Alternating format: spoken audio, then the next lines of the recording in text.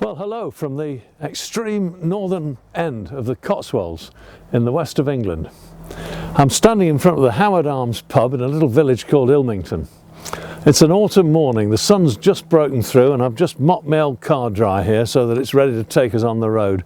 In a little while I'm going to show you the procedure for starting this car, because the car's 1949 and it was a different world when these cars were built. But first I just want to tell you something that I observed last night when I was in this pub. The night before last I stayed in a very expensive hotel somewhere down in the Cotswolds, and to be honest it was a bit disappointing. I paid through the nose and the staff, they didn't really care about me at all. And when I'd had my dinner and I asked them about the cheese I was going to get, they didn't know anything about it. They just said, oh well, it's cheese, and that's no good at all, is it? Because my wife, who is holding the camera there for you, she was born in Cheddar and she knows all about cheddar cheese. When she was a little girl, her grandfather was giving her different sorts of cheddar cheese and she's interested in it, and so am I as a result. And I don't think you can beat a good English cheddar. And so I asked them about it and they hadn't got a clue. Here was a different story. The landlord was proud of what he'd got. He'd researched it himself and he put it in front of you as though he was offering something almost at the communion table. It was something really special. He knew all about the cheddar and where it had come from, and my word, it was spectacular. And he also had a wonderful English blue cheese from goodness me, I think it was Shropshire. So delicate you could actually drink wine with it, and that's a first, isn't it? Because usually blue cheese and red wine just don't go, but this one did. Absolutely special. So this lovely, lovely Cotswold pub has absolutely served me proud. We had a great room too, just up there over that window box. Perfect, lovely old beams, beautiful bed, and we had a great night. And you know, for very sensible money, you just cannot beat it.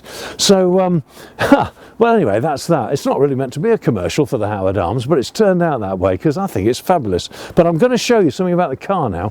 So this is a typical morning for starting off in your 1949 car. First job is to just lift the bonnet and check the oil in the water.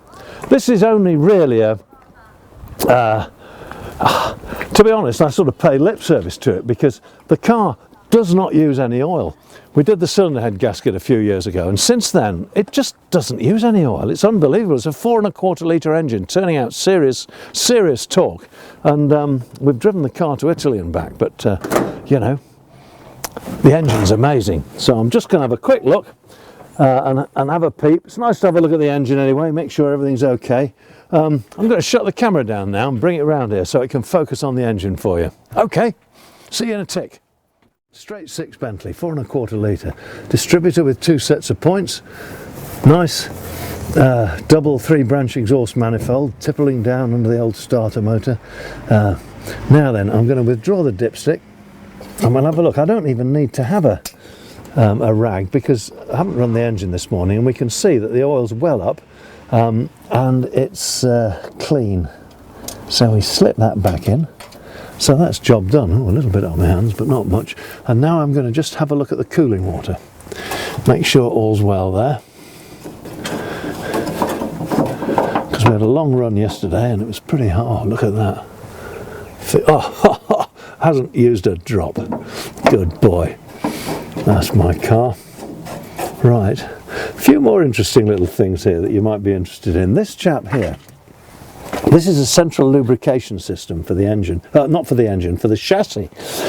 Cars of this vintage used to have lots of grease nipples all over the place for the spring hangers and goodness knows what all. And you had to grease them often with a grease gun. Bentley sorted it out with this. There's a little pedal inside the passenger compartment. You press it every couple of 100 miles, and this delivers oil via these manifolds to points all over the car. It's absolutely amazing. It even does the clutch release bearing. Astonishing bit of kit. And coil here, spare coil here in case anything goes wrong. Bentleys were a class act. They really thought of everything. I expect they still are, but they're out of my league now. But you can't beat an old one, really.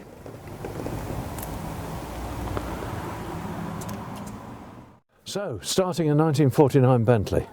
You don't just press the button here, there's a bit more to it than that, but what you don't need is a starting key. So first thing we do is set up the the carburetor controls, I'm going to give it full hand throttle. That gives a little bit of throttle just to catch.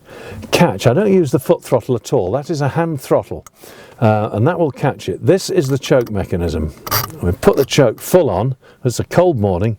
This is something else altogether, and that's to do with the suspension, and we won't bother with that. So now we have to turn on the electrics in general, which is this big chap here, and then we turn on the ignition. It's possible, if you really listen carefully, you'll hear the fuel pump tick when I turn that on, but you may not. Let's just see. I can hear it, but you probably can't, so all's well there. So actually we're ready to rock and roll now. So all I'm going to do, I'm going to press the starter button. When she fires, I'm going to knock the throttle back straight away because I don't want the engine roaring away with cold oil. Then the choke will go off fairly quickly, and we'll see how we go. Here we go.